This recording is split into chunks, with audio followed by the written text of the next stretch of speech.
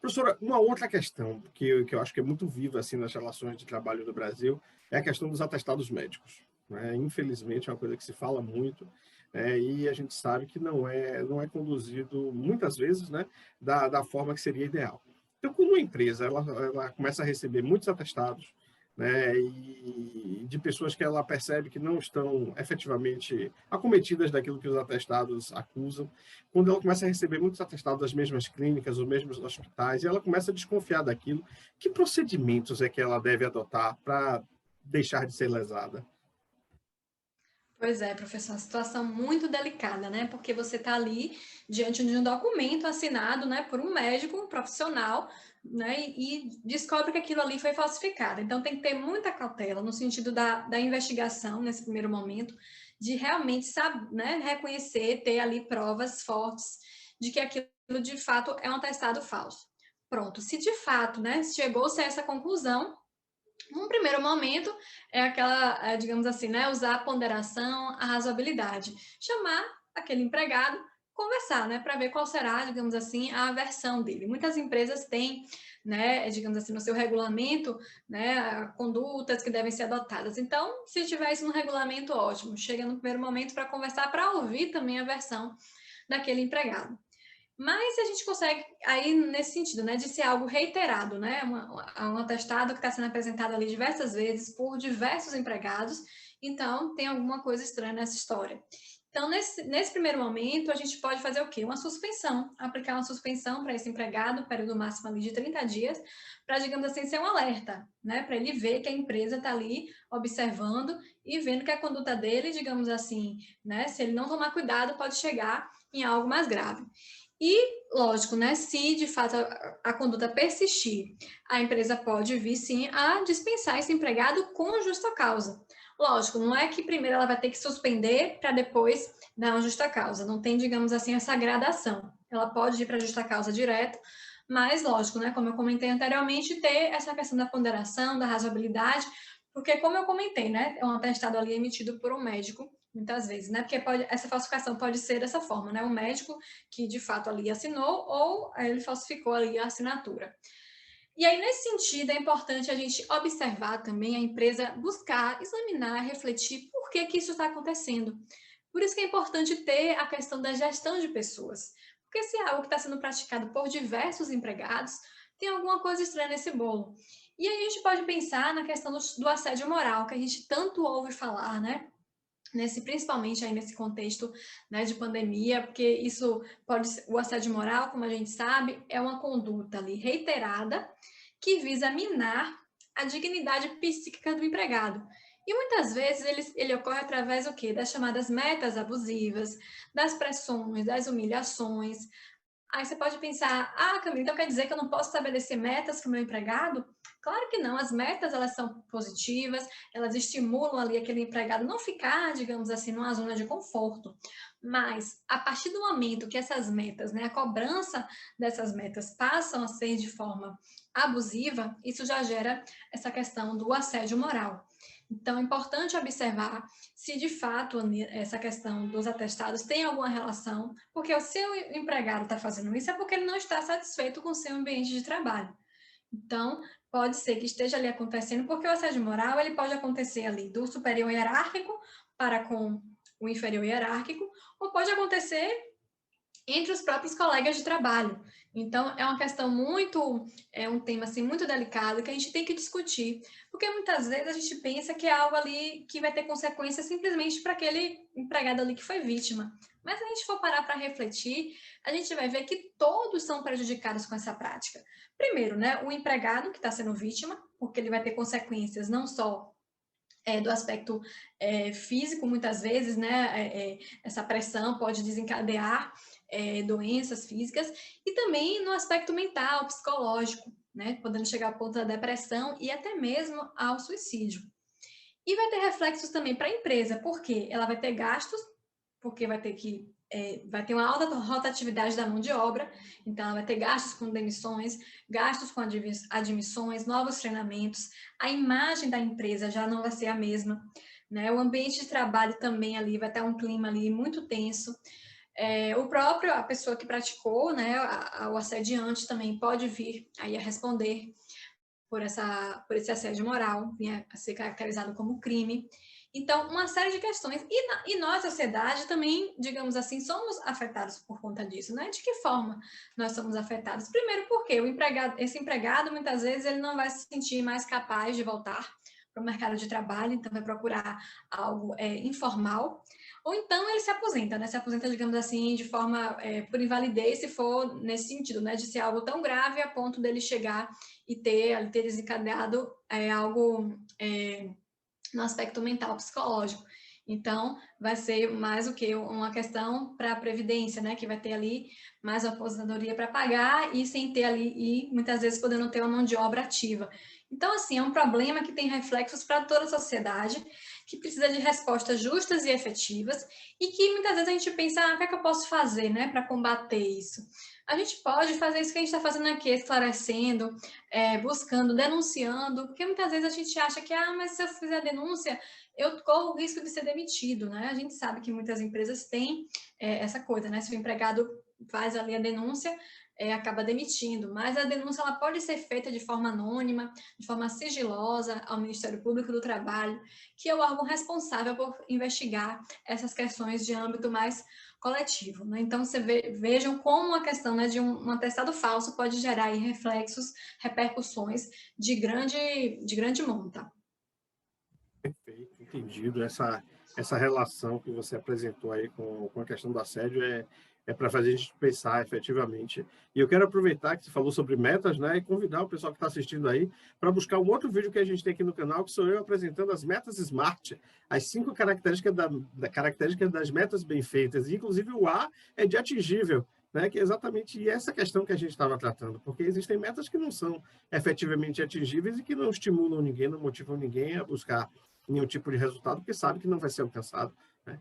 Então, professora, ainda com relação a essa questão dos atestados, né? Além dessa questão de você caminhar para uma justa causa, tem algum outro tipo de punição que o colaborador esteja sujeito caso fique comprovado um documento falso? Isso, exatamente, né? Como a gente comentou um pouco no início, o empregador, ele pode, digamos assim, dar uma advertência num primeiro momento para, digamos assim, chamar a atenção daquele empregado. Dizer, olha, se isso acontecer novamente, o próximo passo será a demissão. Pode vir aplicar a suspensão, né, num prazo máximo de 30 dias. E, claro, né, se isso não resolver, aí sim pode vir aplicar justa causa. Como eu comentei, não é que tem que haver essa gradação, né? Até porque se é uma prática reiterada ali, diversos atestados, a empresa ela pode optar sim pela dispensa com justa causa de imediato. E a gente sabe, né, que as verbas decisórias nesse sentido são bem menores, né, do que numa dispensa sem justa causa. E ligando, né, com a primeira pergunta que a gente fez aqui, a questão da CTPS, mesmo que isso, né, tenha gerado, né, prejuízos para a empresa, né, esse empregador aí fez uma prática incorreta, eu não posso chegar e anotar isso, chegar lá no finalzinho da CTPS dele e colocar, a dispensa foi porque ele entregava atestados falsos. Eu não posso fazer isso, tá? A gente pode fazer o quê? Denunciar. Porque, assim, se é um atestado que está vindo, né? De uma mesma, digamos assim, de um mesmo hospital, de uma mesma clínica, a gente pode fazer o quê? Fazer essa denúncia no âmbito, né, individual daquele médico, ou até mesmo coletiva, né, para o Ministério Público, para que ele possa aí tomar as decisões, né, as medidas cabíveis. Professora, entendido. Me diga outra coisa, professora. Quando o empregado ele alega que ele vai precisar se ausentar do trabalho para acompanhar um parente, ou alguém que esteja muito próximo a ele para um atendimento médico, ele está amparado pela lei ou não? Pronto. A CLT, professor Sandro, ela nos diz o seguinte, olha, o empregado, ele tem direito a 2 dias para acompanhar a esposa, a companheira em alguma consulta médica e 1 dia por ano para acompanhar o filho de até 6 anos em uma consulta médica. E nesses casos, né, é o que a gente chama de interrupção do contrato de trabalho, porque a interrupção é diferente da suspensão. Quando o contrato de trabalho ele é interrompido, o empregado ele não prestou serviço naquele dia ou naquele período e ele vai continuar recebendo o salário dele normalmente. Então, posso sim pegar, né, um atestado e dizer, olha, fui acompanhar ali a minha esposa, minha companheira, e fui também ali acompanhar o meu filho de até 6 anos. A lei não fala especificamente dos pais, né? Mas a gente sabe que tudo pode ser dialogado, né? E a empresa tem essa flexibilidade. Mas a CLT mesmo, ela não fala de pai e de mãe, fala da esposa do companheiro, né? Ou vice-versa, e do filho de até 6 anos. E quando o contrato ele é suspenso, é quando o empregado ele não presta serviço e não recebe salário. Por exemplo, quando ele está ali afastado por alguma questão ali de acidente de trabalho, nesse sentido. E aí me permita, professora, voltar nessa relação da pergunta anterior. Quando você fala da suspensão quando a gente aplica uma suspensão porque tem um atestado falso, esse período de suspensão, o empregado é remunerado ou não? Isso, nesse caso, né, por ser, ele não vai estar prestando serviço, então, nesse caso aí, ele não recebe salário, né? Porque seria, digamos assim, como se estivesse dando uma férias para esse empregado, né? Que cometeu um ato ali incorreto, e aí, nesse sentido, né, para ele seria, digamos assim, até seria uma prática até que seria, digamos assim, estimulada, né? Se ele fosse receber o salário nesse sentido. Mas, e como eu falei, né, tem esse período máximo de 30 dias, porque senão o empregador aplicaria aí uma suspensão de 1 ano, já pensou? Então também tem esse limite também estabelecido pela lei de no máximo 30 dias. Perfeito. E trazendo, professora, essa nossa conversa para a atualidade, eu queria saber com relação a redes sociais. O colaborador, ele pode ser questionado, ele pode sofrer algum tipo de punição dentro da organização, por conta daquilo que ele publica nas suas redes sociais? Pois é, né? Eis a questão. É muito interessante a sua pergunta, professor, porque, né, hoje em dia nós vivemos interligados com a pandemia, isso, né, tomou proporções muito maiores. E assim, o que é que a gente pode, digamos assim, no primeiro momento, né? O que é que a gente quer que está em jogo? Primeiro, a questão da liberdade de expressão. Isso é um direito, digamos assim, constitucionalmente previsto, garantido para todos nós, né? Nós temos a liberdade de expressar nossos pensamentos, nossos sentimentos. Agora, lógico, tudo dentro da razoabilidade e da ponderação. Não é porque nós temos, né? Nós demoramos muito tempo para conseguir essa liberdade, não é porque a gente conseguiu conquistar que a gente vai fazer isso de qualquer forma, sem respeitar aí a opinião do outro. Então, nesse sentido, né, nós temos liberdade de expressão, podemos publicar aí o que, né, nossos posicionamentos, o que a gente entende ali como correto, como coerente. Mas aí entra essa questão aí da empresa, né? A empresa vai lá, olha o meu Facebook, olha o meu Instagram, e aí começa a ver que minhas publicações ali não estão, digamos assim, alinhadas com a missão daquela empresa. Será que ela pode vir a me demitir por isso? Né? O que é que vocês acham? Reflitam aí, né, um pouco.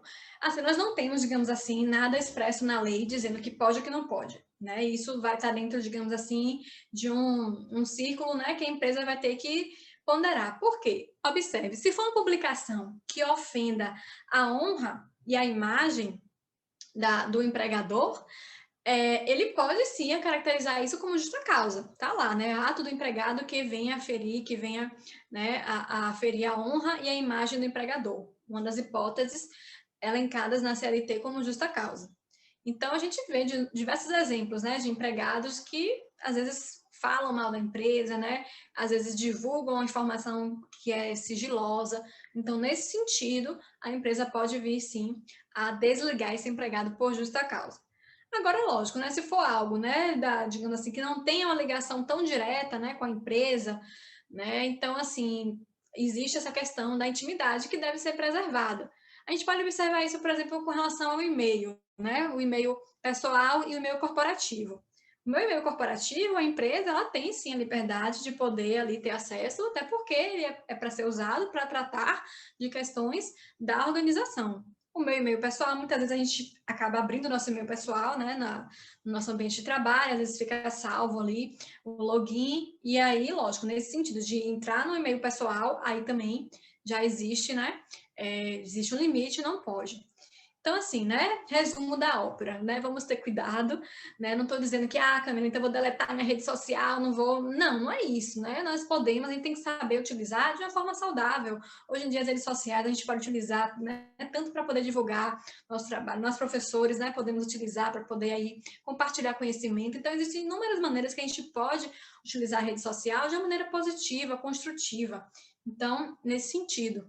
E teve até um exemplo, né, aqui em Salvador, no Hospital Santa Isabel, não sei se vocês se recordam, em que os empregados, teve uma época que tinha uma música bem famosa, né, que tiro foi esse?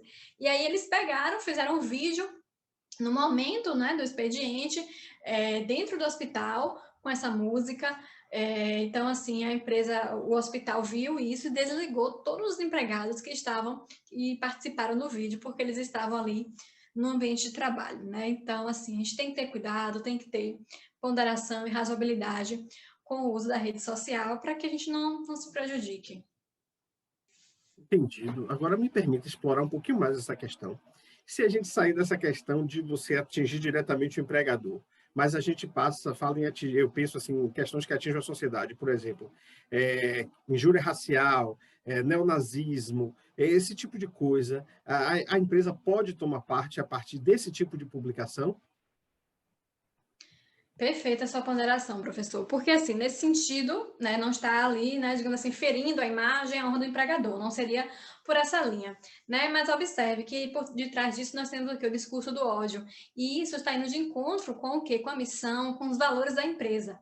Então, nesse sentido, a empresa também pode vir, sim, a desligar esse empregado por publicações que estejam em desacordo com a missão, com os valores que ela reputa ali como relevantes, tá? Então, a gente tem que ter cuidado, né? Como eu comentei e reitero aqui novamente, porque não é sair por aí falando, né? A gente pode expressar, né, a nossa opinião política, a nossa opinião de gênero, podemos, mas, lógico, sempre respeitando, né, a questão do outro. Pode parecer um discurso clichê, mas isso é o que a gente, se a gente deseja ter a nossa opinião respeitada, a gente deve respeitar do outro.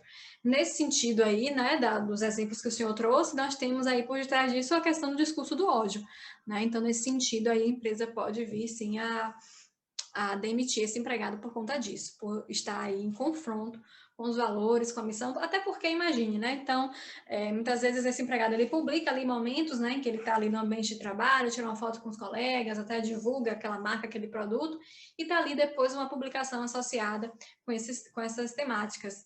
Então, querendo ou não, isso indiretamente, né, vai estar ali associada com a imagem da empresa. Então, né, a empresa que tem funcionário, né, que digamos assim, né, prega nesse sentido. Então, aquela velha história, né, todo cuidado é pouco. Mas sim, professora, para a gente finalizar, minha última questão. Quando a empresa decide contratar um empregado menor, né, até 17 anos, que cuidados é que essa organização precisa adotar para evitar problemas específicos por essa situação? Pronto.